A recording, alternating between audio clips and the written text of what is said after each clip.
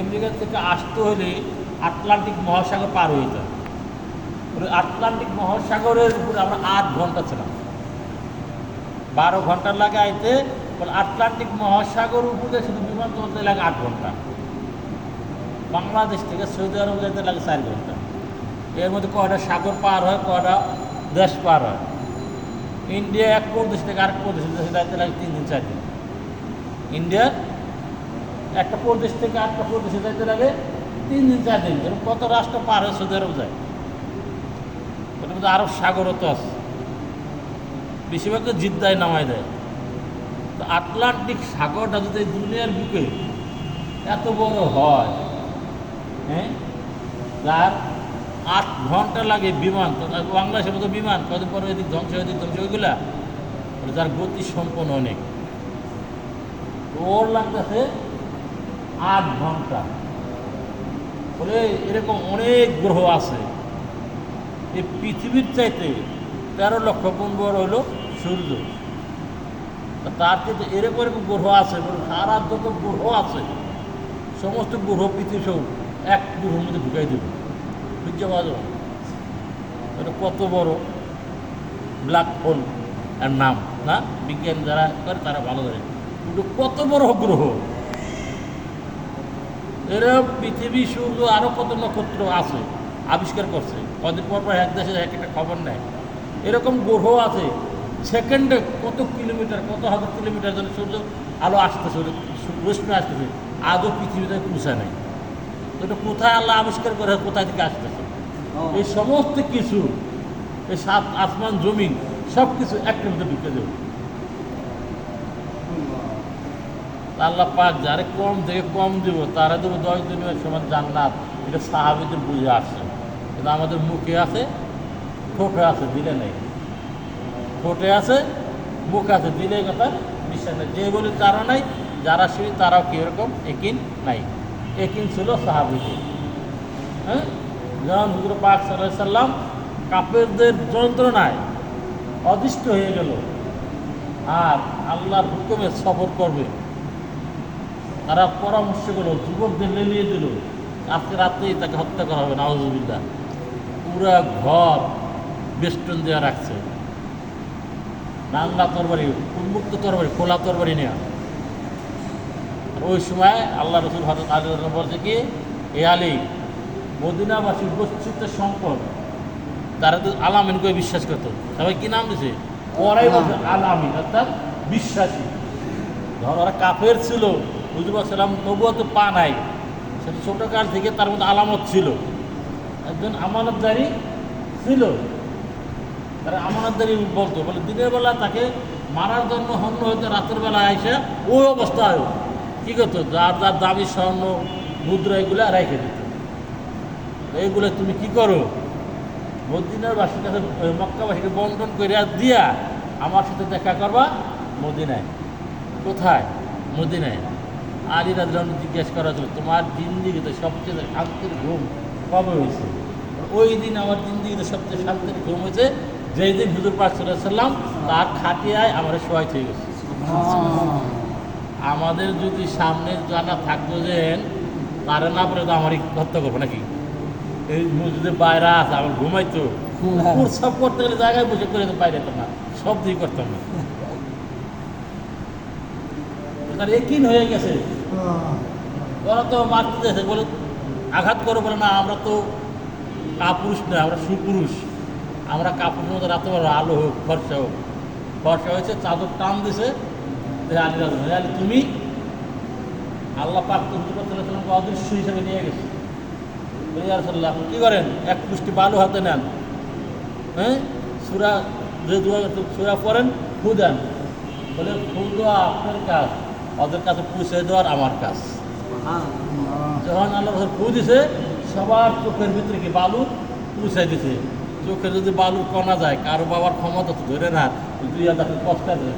সবচেয়ে চোখের বড় শত্রু হলো বালু। এক ফোঁটা বালু গেলে মনে একটা পাহাড় গেছে চোখের ভিতরে। আল্লাহ রসুলের বাহির হয়ে গেছে। আলী রাদিয়াল্লাহু আনহু একিন হয়ে গেছে, যতক্ষণ পর্যন্ত আমি মদিনা না যাবো ততক্ষণ পর্যন্ত আমার মৃত্যু হবে না। হযরত আবু বকর রাদিয়াল্লাহু আনহু বলে বয়স্ক পুরুষদের সর্বপ্রথম ইসলাম গ্রহণ করতেন তিনি। এক মূর্খ ছিল, সাধারণ মানুষ ছিল, বাদামালা ছিল, বলে চিফ জাস্টিস ছিলেন, মক্কার মধ্যে বিশিষ্ট একজন ব্যবসায়ী ছিলেন, বড় কাপড়ের ব্যবসায়ী ছিলেন। সে দেশ বিদেশে সফর করছেন, সিরিয়া যেতেন, বড় বড় কাপড় দোকান ছিলেন। তিনি কি বলতে ইয়া রাসূলুল্লাহ, আবু বকর হয়তো আমাদেরকে হিজরত করতে যাইতে হইতে পারে। যেদিন সেই কথা শুনছে ওদিন থেকে সে আর বিছানায় পিঠ লাগা নাই। আল্লাহ রাসূল বাইর হয়েছে, বাড়ির সামনে দরজার সামনে আনতে হয়ে হে আবু বকর, বলে ইয়া রাসূলুল্লাহ লাব্বাইক, সাথে সাথে সাথে সাথে লাব্বাইক। আর আমরা তো উঠতে লাগে আধা ঘন্টা, বিছানায় গেলে উঠতে লাগতো আধা ঘন্টা, তবে তো ঠিক মনে থাকতো। বলে হে আবু বকর, তুমি কি ঘুমাও নি, বিছানায় ছিল না?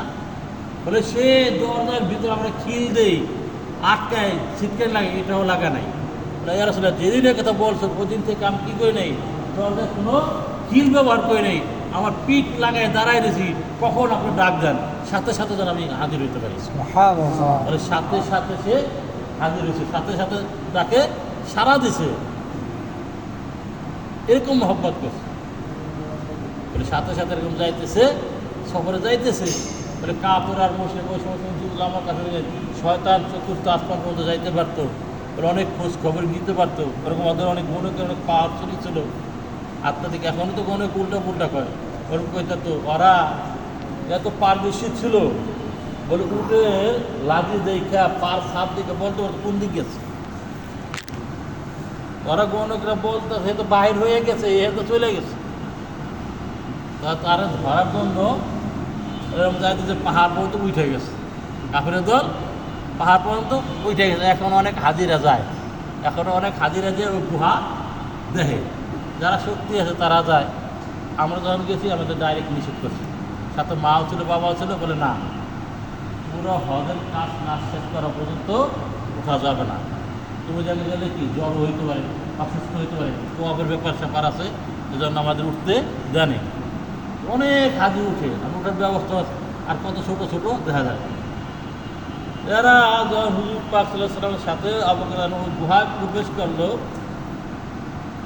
আল্লাহ পাকে কুদরত দেখতে হতো। বলে হিজরত করলে আল্লাহ কুদরত দেখা যায়, হিজরত করলে আল্লাহ কুদরত দেখা যায়, হিজরত করলে ইজ্জত বাড়ে।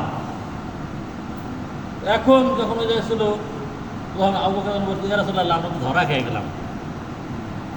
বলে কাল্লা, কখনো না, আমাদের সাথে আল্লাহ আছেন। আমাদের সাথে কে আছেন? আল্লাহ আছেন। সে কিন্তু বলে না আমার সাথে আল্লাহ আছে। হযরত মূসা আলাইহিস সালাম বলছে তো তার কম, হে মূসা, আমরা তো ধরা খেয়ে গেলাম। মূসা বলছে না, আমার সাথে আল্লাহ আছে। বলে না আমাদের সাথে আল্লাহ আছে। সে কি বলছে? আমার সাথে আল্লাহ আছে। আর আল্লাহ রাসূল বলছে কি আমাদের সাথে আল্লাহ আছে। যখন এই কথা বলে সাথে সাথে আল্লাহর হুকুমে পুত্রভাবে কবুতর বাসা বনেছে, মাকড়সা জাল বনেছে, কবুতর ডিম তা দিছে, কাপড় মুশে আসে দেখতেছে, বলে এই জায়গায় তো আছে। আর গনেকে বলে এটা বলতেছে, আরে বেকুব, এখানে যদি থাকে তাহলে কি কবুতর ডিম পারতে রে? মাকড়সার জাল এখনও ভাঙ্গে নাই। কিন্তু আবু বকর তখন কি দেখে, তার পা, কাপড়দের পা দেখতে পারতেছে। আরও ঘটনা আছে, যখন এই কুদরত দেখলো তখন কি তার একিন হয়ে গেছে, আল্লাহ যদি হেফাজত করে এভাবেই করতে পারে। তার ভিতরে দৃঢ় বিশ্বাস হয়েছে অবশ্যই আল্লাহ পাক করে। তো এটা হলো একিন, অবশ্যই অবশ্যই দৃঢ় বিশ্বাস। ইমান তো অবশ্যই লাগবে। কালকে মুফতি সাহেব বলতেছিল যে ইমান তো ফরজ, ইমান আগে এলেম গ্রহণ করা আরও বেশি ফরজ। এখন আমরা মনে করেন ইমান আনছি, ইমানের মধ্যে কত করে আমল আছে, ইমানের পরে তো সর্বপ্রথম আমল তো নামাজ। আর নামাজটা যখন করবো এটা শিখতে হবে না? নামাজ শিখতে হলে তো আমার এলেম লাগবে, আর এলেম শিখতে হলেই আলেমের কাছে যাইতে হবে। আলেম ছাড়া উপায় আছে? আমরা যে মুসলমান দাবি করি, হ্যাঁ, এই দেশটা ছিল ভারতবর্ষ। ইতিহাস পড়লে যারা ঐতিহাসিকগণ তারা জানে, আর যারা ইতিহাস পড়ছে এই দেশে মুসলমান কজন ছিল? পুরো দেশটা ছিল ভারতবর্ষের ভিতরে, আর এনে হিন্দুরা এটা রাজত্ব করছে। দেখেন না, ভারতবর্ষ পরে দেখেন এখনো দেখো অনেক জায়গা হিন্দুদের, তাদের পত্রের নামে কাগজপত্র, তাদের নামে কাগজপত্র, হাট বাজার সব কিছু এখন নামে। ঢাকা শহর থেকে আমরা এদের তাঁতি বাজার, ওদের রায়শা বাজার, ওদের কালিদাস পনেরের নীলক্ষেত, নিউ মার্কেট, এর নাম কই থেকে পড়ছে? সব হিন্দুদেরই।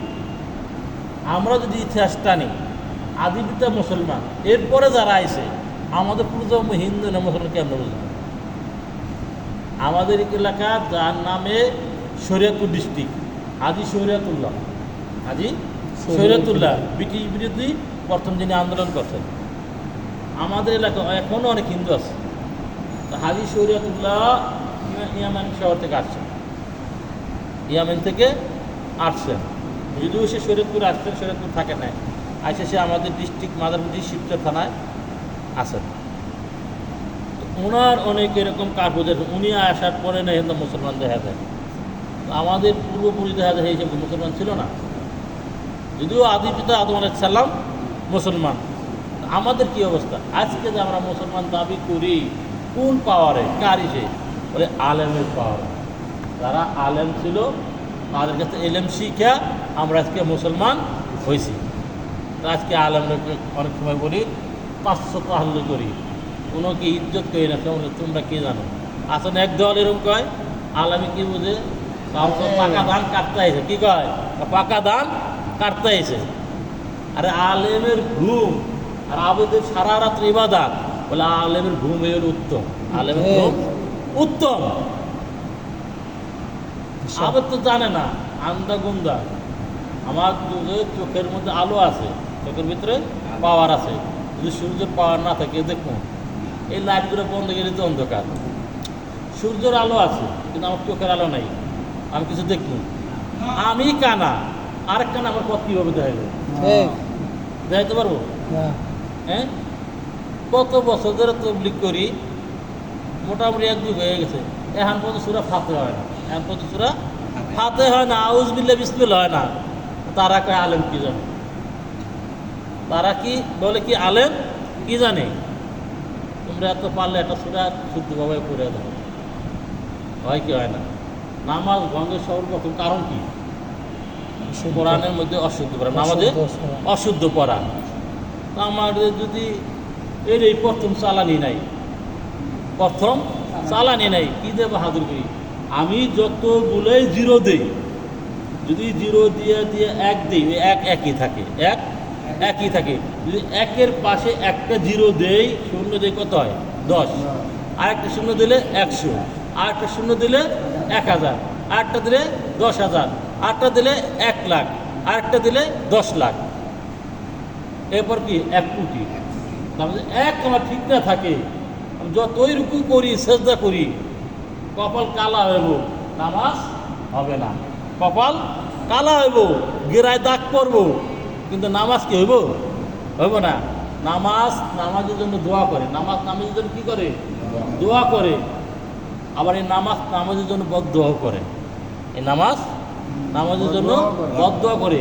যার নামাজ সঠিক হয় না, অশুদ্ধ কোরআন তেলাওয়াত করে, নামাজ পড়ে, অর্থ বিগড়ে যায়, ওই নামাজগুলা সে পুরাতন আসমান উঠাই নিয়ে যায়, আর ফেরেশতারা দেখে।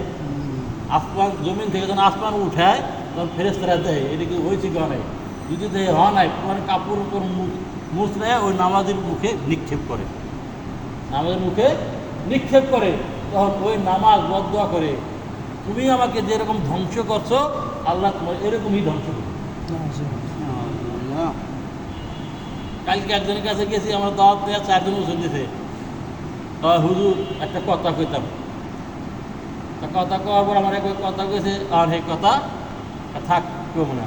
লাস্টে তার ভিতর তো কথা রাখতে পারে না, কথা কতক্ষণে কইব, লাস্টে কথা কইই হেলে, কথাটা কইই হেলে। হ্যাঁ, জানি কথাটা কইই হেলেছে।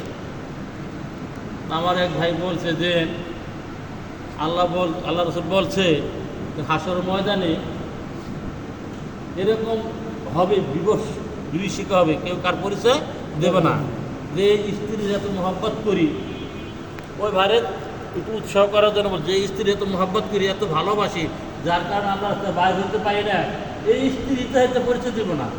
যদি স্ত্রী জিজ্ঞেস করা হয় তুমি আমার স্ত্রী, এই বলবো না, দুনিয়া তখন কোনো বিবাহ হয় নাই।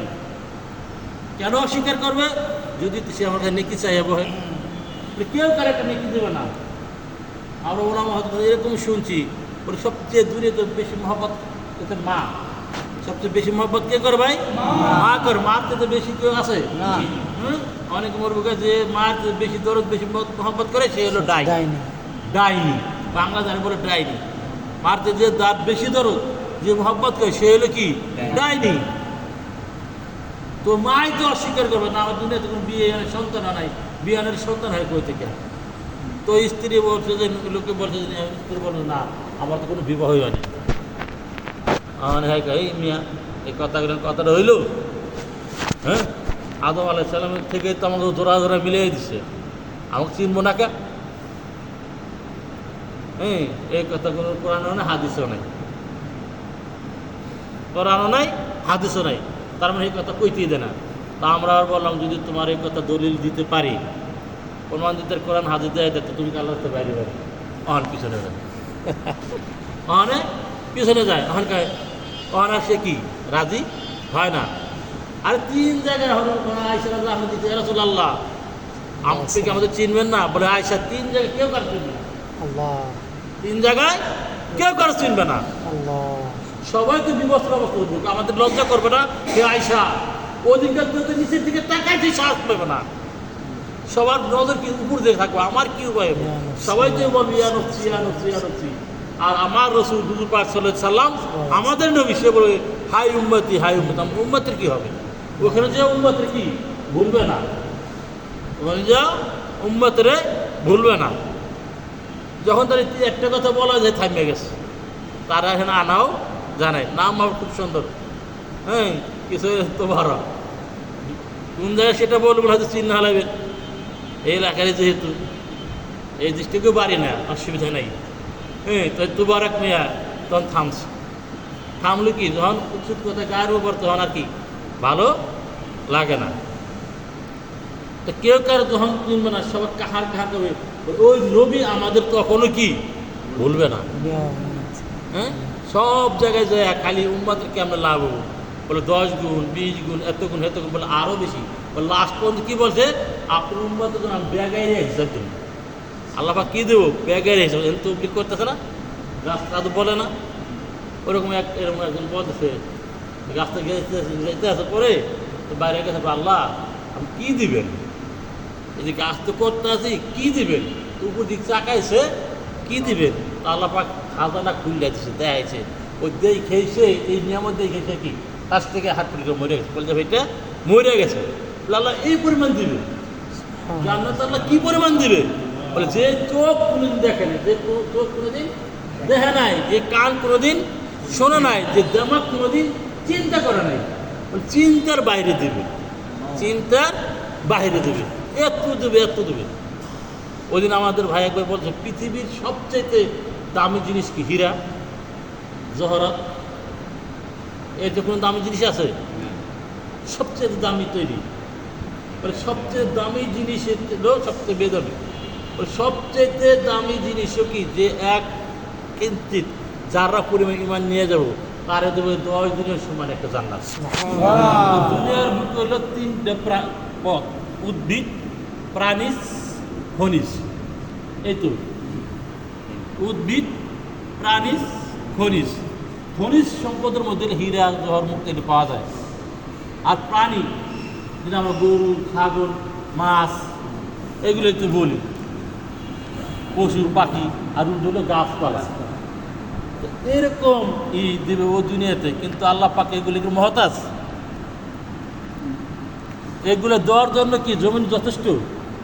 ফল দেওয়ার জন্য কি গাছ লাগবে? দুধ দেওয়ার জন্য কি গাভী লাগবে? কিচ্ছু লাগে না, কিচ্ছু লাগবে না। পুরা জমিন যদি তামার হয়ে, লোহার হয়ে যায়, আর আসমান থেকে যদি 1 ফোঁটাও বৃষ্টি না হয়, সমস্ত মাকড় আল্লাহ খাওয়াতে পারে না? তার কি লাগবে? মুসা আলাইহিস সালামের কথা আসছিল, তারা সমস্ত 12টা কম নিয়ে গেছে নীলনদ পার হইয়া, 12টা রাস্তা হয়েছে। সবাই ঘটনা জানি। 40 বছর পর্যন্ত মান্না সালুয়া খাওয়াইছে। তারা কি চাষবাস করছে? তাকে দর্জি দোকান ছিল, এত বড় বড় কাপড় সার্ফ এক্সেল ছিল, কিছুই ছিল না, কিন্তু 40 বছর পর্যন্ত খাইছে। এজন্য ক্ষেতের কোনো প্রয়োজন হয় নাই। বলে সন্তান জন্ম নিছে, পোশাক সহ জন্ম নিছে। বলে সন্তান বড় হয়েছে, আস্তে আস্তে পোশাকও বড় হয়েছে। বলে সন্তানের পোশাক কেমন হয়েছে? বলে জান্নাত থেকে একটা বাতাস আছে, সাথে সাথে পরিষ্কার হয়ে গেছে। কার কিছু ক্ষমতা না, বলে কারো কোনো ক্ষমতা নাই, সমস্ত ক্ষমতার মালিক হলো আল্লাহ। এই কথা বিশ্বাস করেন আমার ইমান। আর ইমানের মূল বাক্য হলো লা ইলাহা ইল্লাল্লাহ। কার কোনো ক্ষমতা আছে? ছুরির কোনো নিজস্ব ক্ষমতা আছে? কাটার ছুরির যদি নিজস্ব ক্ষমতা থাকতো, তাহলে ইব্রাহিম আলাইহিস সালাম কি কুরবানি দিয়ে দিত? দুই একটু পোতাইছে, বাপ হওয়াও তৈরি, সন্তানও প্রস্তুত। শয়তানও ধোঁকা দিছে, শয়তানকে পাথর মারছে, দূর হয় শয়তান। এখন আজিরা যে মারে কে মারে না? হ্যাঁ, তোমার কোথায় নেবে তুমি জানো? এই ইসমাইল তোমার কোথায় নিয়ে যেতেছে? তোমার বাবা তোমার কুরবানি দেবো, তোমার বাবা তোমারে কুরবানি দেবো। আমরা যদি জানতাম তোলে কোথায় খাইছে, আমার ভাই কত বড়টা খাই, আমার বাবা কুরবানি আল্লাহ আমাকে তৈয়ার। আর সে কি বলছে, নবী বাবা আপনি আমাকে সবরকারীদের মধ্যে পাবেন। কার কাছে পাবেন? সবরকারীদের মধ্যে পাবেন। আপনার কষ্ট হবে, আপনি চোখ বাঁধবেন, আমার হাতটা বাঁধবেন, আমার বেয়াদব হয়ে যেতে হয়তো আমি কি বাইরে আমার পা আপনার শরীরে লাগতে পারে। আপনি নবী, যেমন পিতা তেমন সন্তান, যেমন বেটা তেমন সন্তান। আর আমাকে কি ধৈর্যশীলদের মধ্যে পাবেন। পারে না, ছুরিতে কাটতে পারছে। বলে সে যখন আল্লাহ পাক দেখেন শুধু ইব্রাহিম আলাইহিস সালামের কাছে পরীক্ষা নিয়েছেন, ইব্রাহিম আলাইহিস সালামের কাছ থেকে পরীক্ষা নিয়েছেন, বহুত পরীক্ষা নিয়েছেন না? যখন কী করছে, ছুরিতে পড়েছে, কাটা নাই, জিদ্দের বশত হিক্কাম আছে, পাথর দিকখিণ্ডিত হয়ে গেছে। গেছে কি গেছে না? মুসা আলাইহিস সালাম যাইতেছিল, পানির কোনো ডুবানোর ক্ষমতা আছে? বলে পানির উপর দিয়ে 12টা রাস্তা করে দিচ্ছে। পানির উপর দিয়া 12টা রাস্তা করেছে। বলে আমি গেলাম, মহিউদ্দিন গেল না গেল, ওমর ফারুক গেছে না গেছে, আইসি 22 জন, কে যায় না যায় ঠিক আছে নি, 22 জনের 22 রাস্তা। আবার গ্লাস সিস্টেম করেছে, এক রাস্তা তার যাইতেছে না আসতে দেখা যায়, দেখতেছে যে সব কমে কি যাইতেছে, পানি ডুবাইতে পারে নাই। আগুনের উপর আরও কোনো ক্ষমতা নেই, আছে? ইব্রাহিম আলাইহিস সালাম 40 দিন আগুনের ভিতরে ছিল। কতদিন? একদিন 2 দিন, 40টা দিন পানির ভিতরে ছিল, কিন্তু তার আগুনের ভিতরে ছিল, তার একটা পশমও করতে পারে নাই। আগুনের নিজস্ব পড়ার কোনো ক্ষমতা নেই। বলে মাছের কোনো ক্ষমতা নেই হজম করার। যদি থাকতো ইউনূস আলাইহিস সালামরে হজম করে দিত, পারতো না। ইউনূস আলাইহিস সালাম সে ওই সাগরের তলদেশে দেয়া দেয় পাথরে জিকির করে। পাথর কি করে? জিকির করে। ওখান থেকে সে দেখতেছে, পড়ার পরে সেও পড়তেছে লা ইলাহা ইল্লা আনতা সুবহানাকা ইন্নী কুনতু মিনাজ জালিমিন। বলে আমি জালেমের অন্তর্ভুক্ত, আমি পলায়নকারী। হ্যাঁ, আজকে ওই মুনাফিক, ওই গোলাম যে মনিবের কি পলায়ন করে, তার দোয়া কবুল হয় না। মনিবের দরবার থেকে যে মনিবের চাকরির আগে গোলামটা চাকরি নিত, ওরকম। তো উনি যখন এই দোয়া পড়ছে, তখন আল্লাহর হুকুমে মাছে কি তারে সাগরের পারে ভূমি করে ফেলাই দিচ্ছে। মানে পানির কোনো ডুবানোর ক্ষমতা নাই, আগুনের পোড়ার কোনো ক্ষমতা নাই, শরীর কাটার কোনো ক্ষমতা নাই, গাভীরও কোনো ক্ষমতা নাই, দুধ দেবার, জমির কোনো ক্ষমতা নাই, ফসল দেবার, মার কোনো ক্ষমতা নাই, সন্তান দেবার। মার কোনো ক্ষমতা আছে না। লক্ষ লক্ষ টাকার মালিক, একটা সন্তানের জন্য লক্ষ লক্ষ টাকা খরচ করতেছে।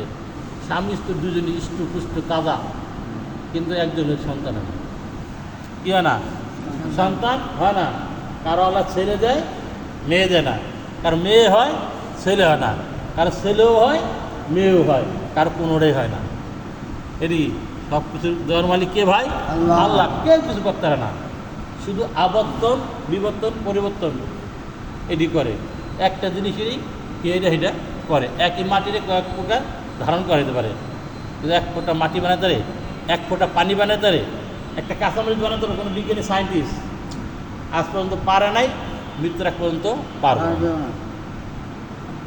এই সমস্ত কিছু করার মালিক হলো একমাত্র আল্লাহ।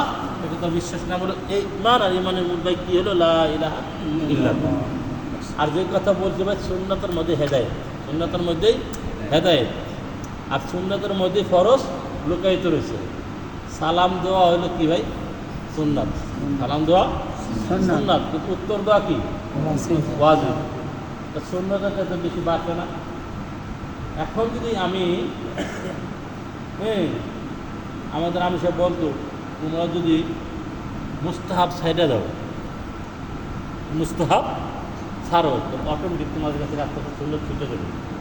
সুন্দর ছুটে যাবো, অটোমেটিক খরচ ছুটে যাবে। তবে এই নিয়ে তো মসজিদে যাও যে আমি যে 2-4 রাকাত নফল নামাজ পড়ুন। যদি নফলও নাও করতে পারো, তো তোমার থেকে সুন্নত কখনো ছুটবো না। আর সুন্নত তুমি যদি পরে নিতে যাও, তাহলে কি খরচ পাইবা। আর ফরজে নিতে গেলে দেখো অনেক সময় কি তোমার 2-4 রাকাত ছুটে যাবে, তোমার খরচ পাইতেও পারো, নাও পারো। এখন যদি আমি সুন্নত ছাইড়া দিই, আমার জন্য কি হবে? যদি একজন ওই কালিদাসের যে অবস্থা, আমারও এই অবস্থা। হরেকৃষ্ণ যেভাবে যায়, আমি ওইভাবে যাই। আমার যদি মুখে দাড়ি না থাকে, মাথা টুপি না থাকে, শরীরে সুন্নত লেবাস না থাকে, তাহলে আমাকে মুসলমান বলা যাবে? ওই তো ওয়ার্ক নিয়ে আমার ভাই বলে, তুমি যে তুমি ওয়ার্ক করো, তুমি যে মুসলমান, তোমার কিছু আছে?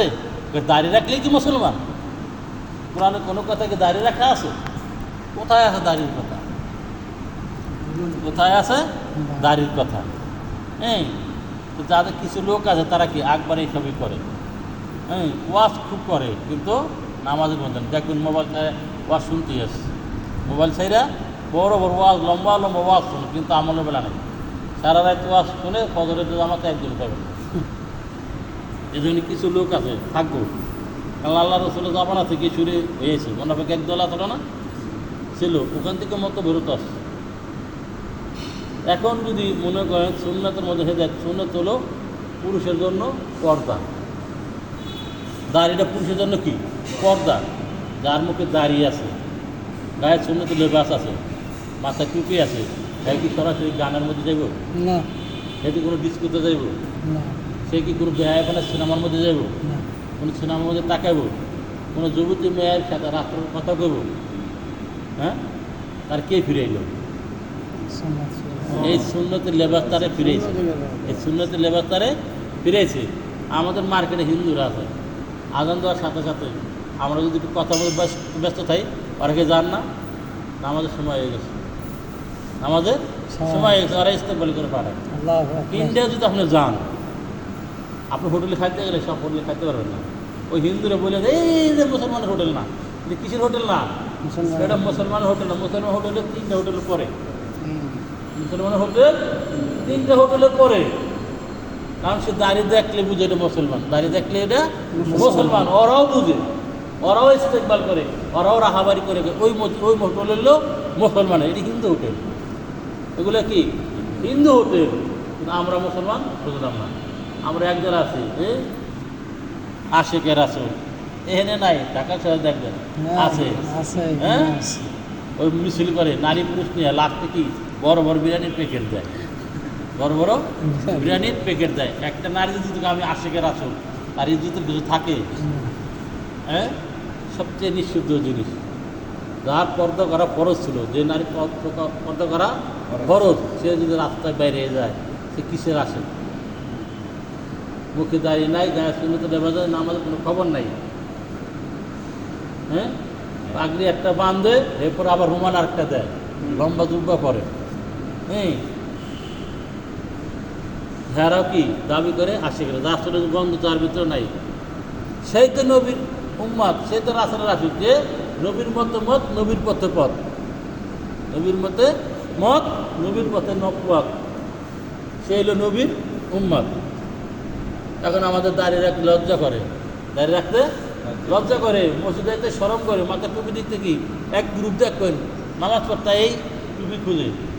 আমরা যেন যাইতে আসি, বেশিরভাগ ওই উত্তরবঙ্গে এরকমই আছে, প্লাস্টিক টুপি রাখা আছে, হ্যাঁ, ঝুড়ি ভরা আছে, মাথায় দেয়, নামাজ পড়ি হাত করে আপনি হালাই দেয়, একটা এইভাবেই হালায়, আবার অনেক এইভাবে হালাই দেয়। এরাও কে আশিকের আছে, এরাও তো মুসলমান। বেশিরভাগই প্লাস্টিক টুপি পরে নামাজ পড়ে আমরা হালাই দেয়, আর নাহলে নামাজ পড়া সব পকেটে বাইর করে। এখন কিছু তাদের অভাব, বা তাদের কিছু মেহনতের অভাব। তারা যদি এটা বুঝতো, তারা যদি এটা বুঝতো, তাহলে কি তারা ওইরকম মাথায় সর্বাবস্থা টুপি রাখতো, সুন্নত লেবাস পরতো। এজন্য কি বলে নামাজিরা ধরা খাব বেনামাজির কারণে, আর বেনামাজিরা ধরা খাব নামাজ না পড়ার কারণে। বেনামাজিরা ধরা খাইব হলো নামাজ না পড়ার কারণে, আর নামাজিরা ধরা খাইব বেনামাজির কারণে। বেনামাজি কারণ কারণ যে নামাজ পড়ছে তার কি দায়িত্ব এসে গেছে বেনামাজি কীভাবে নামাজ পড়ে, বেনামাজি কীভাবে নামাজ পড়ানো যায়, কীভাবে আল্লাহর ঘরে আনা যায়, কীভাবে সে আল্লাহ চিনতে পারে, জানতে পারে, মানতে পারে। মানে সমস্ত নবীদের উম্মত ছিল কি আবেগ, সমস্ত নবীদের উম্মত আবেগ ছিল। আর হযরত মুহাম্মদ সাল্লাল্লাহু আলাইহি সাল্লামের উম্মত হলো দায়ী। মুহাম্মদ সাল্লাল্লাহু আলাইহি সাল্লামের উম্মত কি দায়ী, যারা আবেগ না, এরা নবী তারা আসবে। আমাদের নবী শেষ নবী, খাতমের নবী। আমাদের নবীর পর কোনো নবী নাই। যদি আমাদের পরে কোনো নবী আসতো তাহলে হযরত ওমর রাদিয়াল্লাহু হইতো, আসবে না। যদি হইতো তাহলে ওমর হইতো। আল্লাহ রাসূল বলতেন যেহেতু নবী আলাহ দরজা খতম, নবী আর আসবে না, এই নবী আলাহ কাদের জিম্মাদারি আমাদের উপরে কি দিয়ে গেছে, এই নবীর উম্মতের উপরে এর উপরে কি ন্যস্ত করে গেছে। এখন দেখেন মক্কা মদিনায় যারা গেছেন 12 থেকে 13,000 কবর আছে সাহাবীদের, 12 থেকে 13,000, হ্যাঁ এর বেশি নাই। তাও এক এক জায়গায় এই মদিনায় পাবেন, মক্কা পাবেন, উহুদ পাহাড়ের পাশে, উহুদের ময়দানের পাশে পাবেন, হ্যাঁ বিভিন্ন জায়গায় 12 থেকে 13,000। কিন্তু আল্লাহ রসুল যে আরাফাতের ময়দান, ওখানে 100 লক্ষ সাহাবী নিয়ে বিদায় ভাষণ দিয়েছেন। কত লক্ষ? 100 লক্ষ সাহাবী নিয়ে এসে বিদায় ভাষণ দিয়েছেন। আরও সাহাবীর কি ছিল না? অবশ্যই ছিল। তাদের ছেলে সন্তানরা ছিল না? ছিল। তারা আজকে কোথায়? বলে তারা এই দাওয়াতের মেহনত নিয়ে পৃথিবীর আনাচে কানাচে পৌঁছায় গেছে। হে আমার সাহাবীরা, আল্লাহ পাক আমার যে জিম্মাদারি যে পাঠাইছিল, এই হক কি, এই জিম্মাদারিকে আমি তোমাদের পৌঁছাতে পারছি? সমস্ত সাহাবী একবার করছে, ইয়া রাসূলুল্লাহ, এর তো পৌঁছেছেন, এর হকও আদায় করছেন। আল্লাহর সাক্ষী রাখছেন, হে আল্লাহ, যে জিম্মাদারি যে আপনি আমার পাঠাইছেন এর হক আমি আদায় করতে পারছি। তো উনি বল, হে আমার সাহাবীরা, তোমরা যদি আমার থেকে একটা বাক্য শুনে থাকো, শিখে থাকো, ভালো কথা জানি থাকো, ওই ভাইয়ের দিকে পৌঁছে দাও যারা এখানে অনুপস্থিত। যারা এখানে কি অনুপস্থিত, তা আমরা কি উপস্থিত ছিলাম? কোনো না কোনো আল্লাহর ওলি, কোনো না কোনো সাহাবীর পদচরণ এই দেশে করছে। বাংলাদেশের সবচেয়ে উর্বর জমি হলো পাহাড়ি এলাকার চিটাগাং। ওই সময় জাহাজেরই ছিল। আমরা এর আগে খিলগাঁও একবার জামাতে গেছি, ওই মসজিদে খতিব সাহেব বলতেছিল যে আল্লাহর ওলি 12 আলিয়ার দেশ হলো সিলেট আর চিটাগাং। ওই জায়গায় আল্লাহর ওলিরা অবতরণ করছে, শাহজালাল, শাহপরা। ওখানে অবতরণ করার কারণে ওই জায়গার মাটি আল্লাহ এত উর্বর হয়েছে। হ্যাঁ, এখন মনে করেন তারা কি পৃথিবীর আনাচে কানাচে ছড়াই গেছে, ছিটিয়ে গেছে, বিভিন্ন দেশে তারা কবর রচনা করছে। সোহেব আলাইহিস সালামের 3 দেশে, মুসা আলাইহিস সালামের শ্বশুর, অনেক সাহাবী, এরকম এক সাহাবী তো আছে বলে সে সফর করতে করতে 3 দেশে এসে তার কবর এসেছে। চায়নাতে আছে, চায়না আছে না সাহাবীর কবর? কোথায়? চীন। বলে তোমরা ইলম শিক্ষা করতে হলে কি 3 দেশেও সফর করছে না। আজকে আমরা ঘর থেকেই বাইরে তাই না, আমরা ঘর থেকেই বাইরে তাই না। গ্রাম গেলে আমার ব্যবসা কেটে দেখো, ওর চাকরি কেটে দেখো, ওর ছেলে মেয়ে কেটে দেখো, ওর বউ পালা তো একটা কাম। বউ পালা কি ঘরের পিড়ি রাখে তো এটা ফরজ আইন, তারা ফরজ আইন এটা দেখায়, এটা একটু ফরজ দেখায়। হ্যাঁ, এখন যদি সবাই যদি বসে থাকতো তাহলে কি দিন দিন হইতো? আমরা ইসলাম পাইতাম না। হ্যাঁ, আমাদের ইসলাম পাওয়া সম্ভব হইতো না। এই জন্য কি একটা কথাও যদি জানো তাদের নিকট পৌঁছে দিতে গেছে, আর তারা বাহির হয়ে গেছে, তারা বাহির হয়ে গেছে। দেখেন এই নবীর উম্মতের কত শান শওকত, কত ইজ্জত আল্লাহ দিছে। আর হাদিস আছে, তোমরাই শ্রেষ্ঠ জাতি, তোমাদের বাহির করা হয়েছে মানুষের কল্যাণের জন্য, মঙ্গলের জন্য। তোমরা খায়ের উম্মত, তোমরা খায়ের উম্মত। ওই ব্যক্তির কথা চাইতে ভালো কথা কার হইতে পারে যে মানুষকে আল্লাহর দিকে ডাকে? এর চেয়ে করে ভালো কথা না হয় ইনায়ত আমার কেন বসে আছে? আমাদের বাহির হওয়া দরকার কি দরকার না? এর কি আল্লাহ যা যা দিবেন না বলে জান্নাতে এরকম নবীদেরই থাকবে, চেয়ার থাকবে, নবীদের চেয়ার থাকবে। দূরে যেন মঞ্চ বানায়, এমপি মন্ত্রীর পাশে যার তার খাস খাস লোক, ডানে থেকে একজন বাবা দেখে এই নিয়ে প্রধানমন্ত্রী যায় না, এলে বাবা মানে সবচেয়ে কাছের মানুষ, সবচেয়ে কিসের মানুষ, কাছের মানুষ। তো এরকম এক শ্রেণী হইব, নবীর উম্মত হইব, বলে অনেক নবীর উম্মতে অস্বীকার করবো, যেন কি আমাদের কাছে নবী আসে নাই, ওই নবী এই নবীর উম্মতরে কী করবো, সাক্ষী বানাবো। আমি গেছি, আমি দাওয়াত দিছি, আর আমার এই দাওয়াতের সাক্ষী হলো আখিরি নবীর উম্মত, আখিরি নবীর উম্মত। তখন জিজ্ঞাসা করো তোমরা কীভাবে জানো? বলে হ্যাঁ আমরা সাক্ষী, হযরত মুসা আলাইহিস সালাম বা যে কোনো নবী আসছে, সে দাওয়াত দিছে, আমরা এগুলা কি আমাদের কিতাবে কোরআনে পাইছি। কোরআনে এরকম ঘটনা আছে কি আছে না? আমাদের আগের নবী আছে ঈসা আলাইহিস সালাম, তার আগে তো মুসা আলাইহিস সালাম। মুসা আলাইহিস সালামের বহুত ঘটনা আছে না, ঈসা আলাইহিস সালামের বহুত ঘটনা আছে না। আমরা মুসা আলাইহিস সালামের এত শুনছি মনে হয় জীবন্ত সামনে। বিলাল রাদিয়াল্লাহু আনহুর কথা শুনতে মনে হয় বিলাল কাছেই। এই জন্য ভাই এগুলো দরকার কি দরকার না? যে কথা বলতেছিলাম এই কথাই শেষ।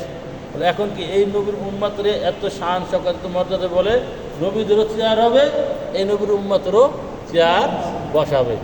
কিন্তু নবীদের চেয়ারে সিল থাকবে, এই নবীর উম্মতের চেয়ারে সিল থাকবে না। কোন উম্মত? যারা দিনের দায়, দিনের মেহনত করছে, যারা দিনের দায়। কেন নবীদের কাজ হলো দাওয়াত দেওয়া, আমাদের কাজও দাওয়াত দেওয়া। এদের সবাই নিয়ে যেতে পারবে ইনশাআল্লাহ। বাকি পরে সেটা খুব দামি দামি কথা হবে, সবাই চেষ্টা করবে ইনশাআল্লাহ। সুবহানাল্লাহি ওয়া বিহামদিহি।